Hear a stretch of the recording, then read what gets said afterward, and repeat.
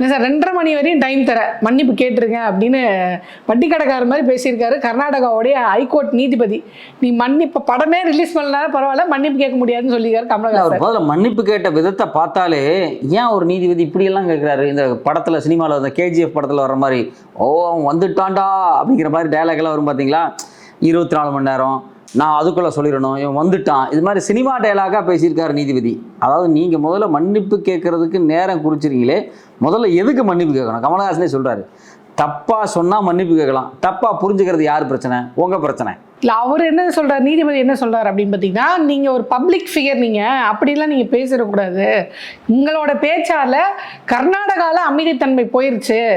கமலை பார்த்து நீங்க மொழியியல் அறிஞரான்னு கேட்கிறாரு ஜட்ஜு. நான் ஜட்ஜு கேட்குறேன், நீங்க மொழியியல் அறிஞரான்னு கேட்குறேன். அந்த மாதிரி நிறைய இப்போ சர்ச்சையான ஒரு இது என்ன வருது அப்படி கேட்டீங்கன்னா, கர்நாடகா தமிழ் மொழியிலேருந்து வரலன்றீங்களே, அப்போ நீங்கள் ப்ரூஃப் பண்ணுங்க. கன்னடம் தமிழ்லேருந்து, இப்போ நீங்கள் கேட்குறீங்களா தமிழ்லேருந்து வந்ததுக்கு என்ன சாட்சின்னு நீங்கள் கேட்குறீங்களா?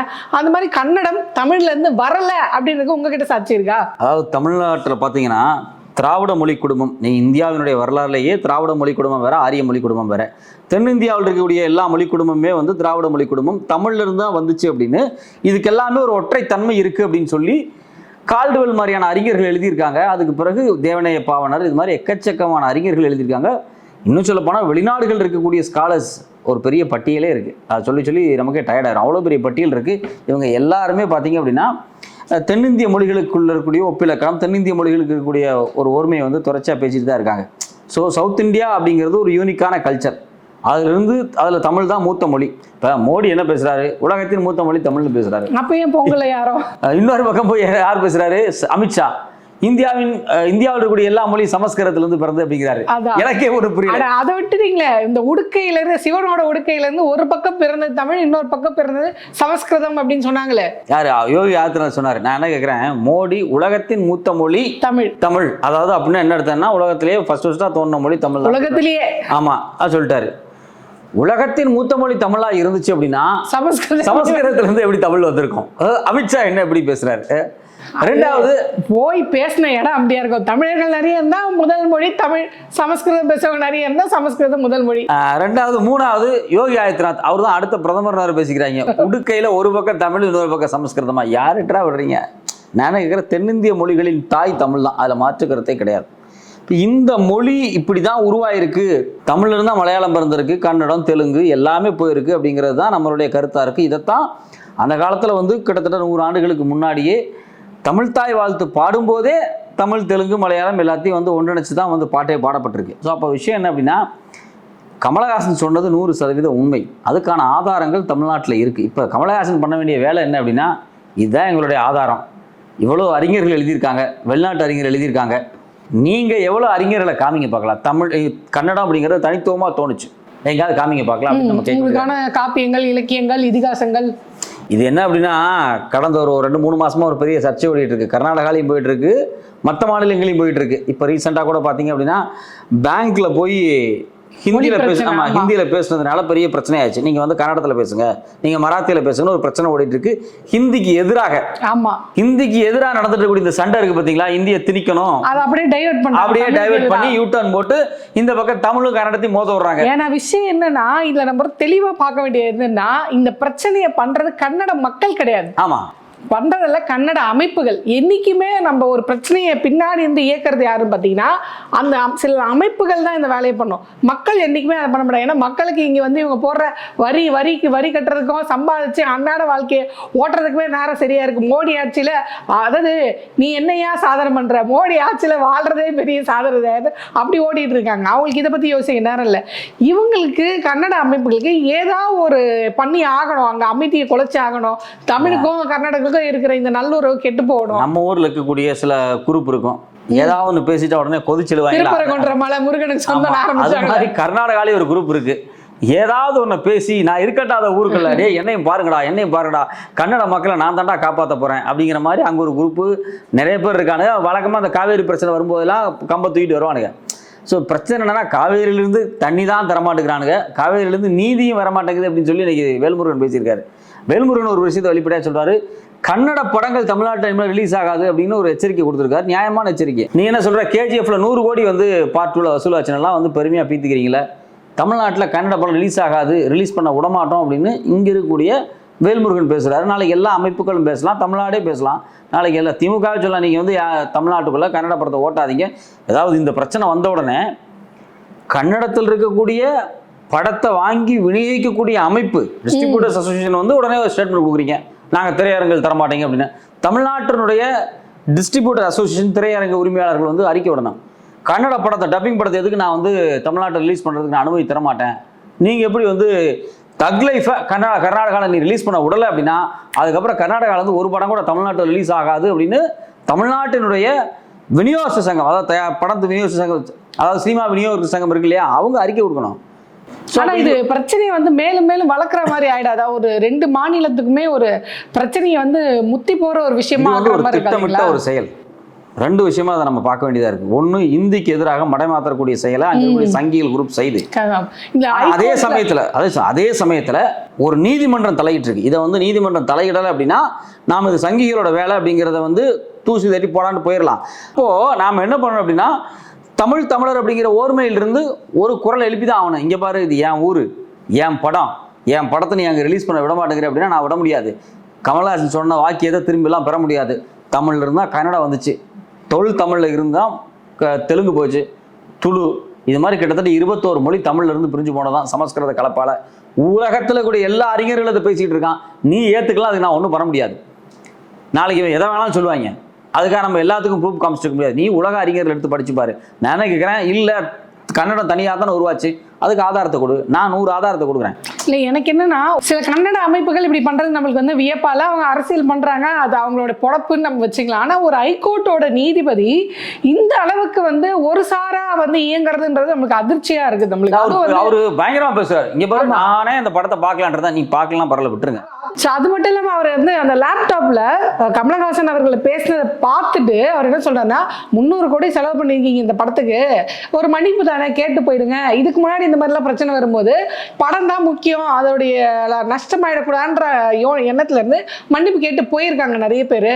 அது மாதிரி நீங்களும் கேட்டு போக வேண்டியதானே. மறுபடியும் அவரோட நோக்கம் என்னவா இருக்குன்னா, கமலஹாசன் அந்த இடத்துல மன்னிப்பு கேட்டே ஆகணும் அப்படின்னு நிர்பந்திக்கிற மாதிரி தான் இருந்தது. ஒரு ஹைகோர்ட்டுடைய தளபதி அவரை வந்து சொல்றீங்களா, கமலஹாசன் வந்து ஒரு பப்ளிக் ஃபிகர்ன்றீங்க, நீங்க ஒரு அரசு சார்பா இயங்கக்கூடிய ஒரு ஆளு எப்படி ஒரு சார்புக்கு மட்டும் பேச முடியும்? அது எப்படி கன்னடர்களுக்கு மட்டுமா நீங்க பேச முடியும்? அப்ப நம்ம தமிழ்நாட்டில் இந்த மாதிரி ஒரு கேஸ் வரும்போது இங்க இருக்க நீதிபதிகள் வந்து தமிழருக்கு சார்பா பேசி, ஒருவேளை கன்னடருக்கு பக்கம் நியாயம் இருந்து தமிழர் சார்பா பேசினா உங்க ரத்தம் கொந்தளிக்குமா கொந்தளிக்காத? ஆனா கேட்கிறேன், கோர்ட்ல போய் வழக்கு போடுறாங்கல்ல, மோடி தானே சொன்னாரு, ஆமா மோடி மேல வழக்கு போடுங்க. இந்தியாவில் இருக்கக்கூடிய எல்லா மொழியும் சமஸ்கிருதத்துல இருந்து தான் வந்துச்சுன்னு சொல்றாரு அமித்ஷா, அவர் மேல வழக்கு போடுங்க.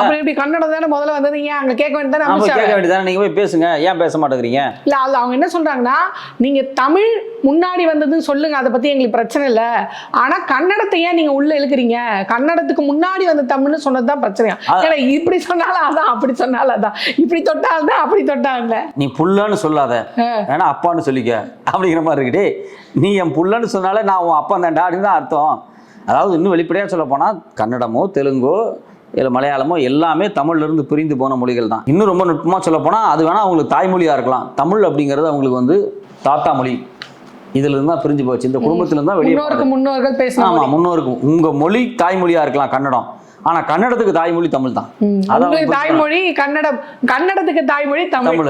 அதுல உங்களுக்கு என்ன சந்தேகம்? அந்த சந்தேகத்தை சொல்றதுக்கு உங்களுக்கு வெக்கமாக இருந்த பட்சத்துல நாங்க ஒண்ணு அதுக்காக நாங்க மன்னிப்பு கேட்க முடியாது. உங்களுக்கு வேணா தமிழோடு உங்களுக்கு அடையாளப்படுத்திக்க விரும்பலாம் விட்டுருங்க, அதுக்காக நாங்க மன்னிப்பு கேட்க முடியாது. தமிழ்நாட்டில் உறுதியா இருக்காரு மன்னிப்பு கேட்க முடியாதுன்னு. ஆமா, அவர் அதான் சொல்லிட்டார், படமே ரிலீஸ் ஆகலாம் பரவாயில்ல, நஷ்டமே ஆனாலும் பரவாயில்ல, ஆனா நாங்க வந்து இதுக்காக மன்னிப்பு கேட்க மாட்டோம்னு சொல்றாங்க. ரெண்டாவது, அந்த நீதிபதி வந்து கொடுத்த தீர்ப்புகள் இருக்கு பாத்தீங்கன்னா, இதெல்லாம் பார்க்கும்போது அவர் ஏன் இந்த மாதிரி ஸ்டேட்மெண்ட் சொல்றாரு அப்படின்றத நமக்கு வியப்பாவே இல்லை. குறிப்பா சொல்லணும் அப்படின்னு பாத்தீங்கன்னா, இந்த அர்ணவ் கோசாமி இருக்காரு பாத்தீங்களா?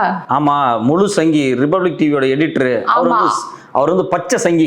ஆமா, அந்த பச்சை சங்கிக்கு வந்து சில கிரிமினல் நடவடிக்கையில வந்து ஈடுபட்டார் அப்படின்ற ஒரு வழக்கு வருது. நிறைய கேசஸ் வந்துச்சு.